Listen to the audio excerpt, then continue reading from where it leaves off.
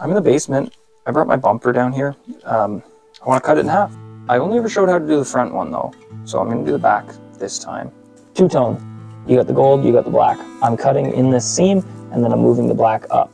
The exhaust that I made for the old Outback, I can't install it without this, because I built it when the bumper was already modified for high clearance. By moving it up like the 2 inches, 1.5 inches, it gives me a slightly better departure angle. I'm not really rock crawling this, so the chances of that ever actually being a huge difference for me is unlikely. But it gives it a nicer look. It makes it look like it's lifted more than it is. It's just meant to be. Whoever designed the Subaru Outback, I think he wanted the bumpers to be smaller. And they were like, no, we want the body line to end at this point.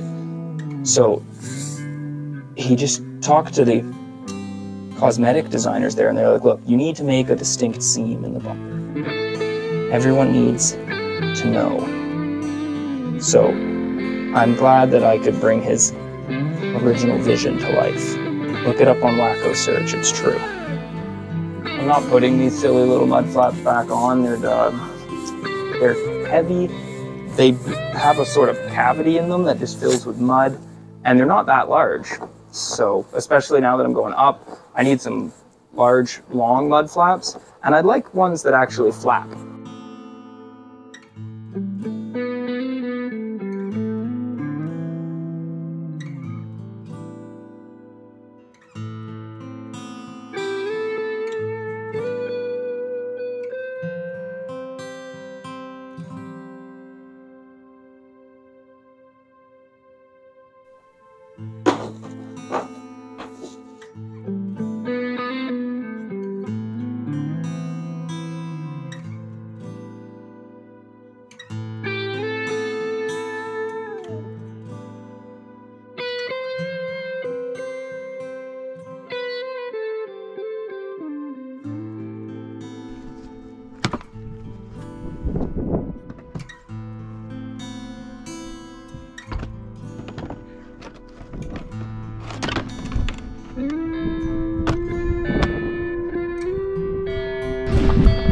So, with the fender liner still there, you can actually see how much taller it is. That's like 2.5, maybe 3 inches.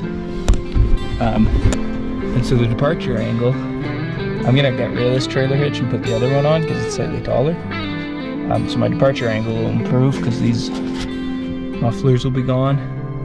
And it just looks better. What I need is the fender flare that'll come down the rest of the way just to complete that wheel arch. So anyways, that's that. Thanks for watching. Go build something.